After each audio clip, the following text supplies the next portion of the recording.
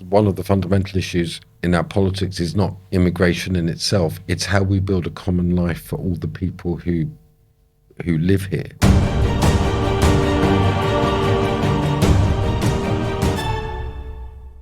It's impossible to leave a discussion about place and the land without actually moving on to immigration as well. And it's such a hot potato. Figures recently out have shown that last year the numbers have more than doubled since pre-Brexit levels.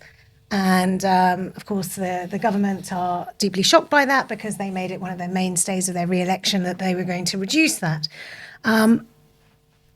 But it seems that although these figures are shocking, it seems something curious is also going on at the same time, which is that more and more polls are showing that Britons are caring less about immigration. And I don't know if you agree with that in 2016, on the eve of the Brexit vote, 2/3 of the country wanted strict limits or for it to cease altogether. And now we have that's dropped to about a third of the country, 31% now rate it as really important. And I wonder if you feel that's because they now see what immigration has brought to the country in the past, and when it goes en masse, so EU migration is massively down, that there's a sort of rethinking of this aversion to immigration. I hate to disagree with all the assumptions, but I will do that. So the degree of flow of people to the country over the last 40 years has been unprecedented.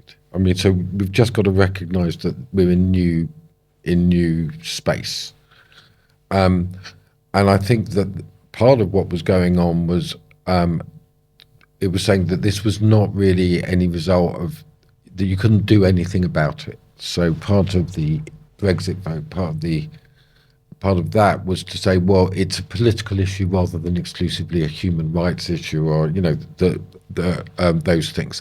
Since the Brexit vote, people are beginning to recognise that this is a much more intractable issue than was first realised, but also things have happened since then. I mean, there's been the war in Ukraine, there's been the growth of inflation. So the immediacy of concerns is about standards of living, quality of life.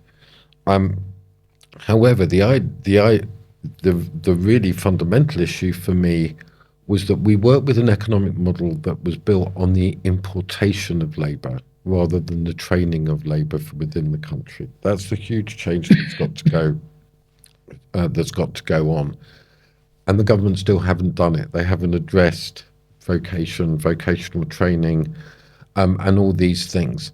So that's right, because a huge proportion of these figures are actually skilled workers coming in to work in the NHS. Yeah, we need them. Yeah. So this is it. So, we're working with historical periods of time. It's open, but whether we can begin to start addressing our educational system so it's not exclusively about the production of graduates but the production of skilled workers too, it is, I think, one of the huge issues that was driving Brexit, for example. But I think it's worth noticing that in our country there is no growth of any far-right political movement as there is in every single other European country. I don't smell the whiff of that going around.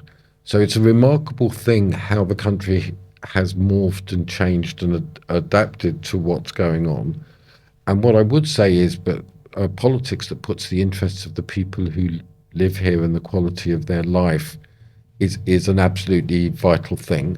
And it's also the case that capital has an interest in importing labour of less wages and pay. So that is that one of the fundamental issues in our politics is not immigration in itself. It's how we build a common life for all the people who live here, recognising that the nature of the country has fundamentally changed, and this is what's about the common good.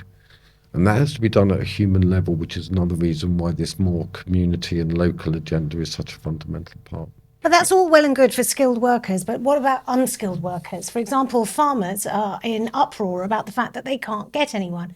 If I had to read another article about how British people turn up and then don't get seen again the next day, in comparison to their former Eastern European farm labourers, so the unskilled yeah, because they're not paid enough. Let's be clear. They get more on benefits in the benefits trap, and therefore, until you make the numbers work, until they earn enough money to put food on the table, to provide for their kids, they're not going to do it. Forget about they don't. Of course, they want to work, but they want a dignified job and they want to be paid enough. If they're getting more on benefits, they're in a very difficult position. So you've got to sort out the fundamental problems, and of course, the unskilled work should be here, but it should also become more meaningful. It should become relationship based. We can start forming self-managing teams. Look after these people, absolutely. But we don't want to import labour because it's cheaper and makes more company money for the capitalists.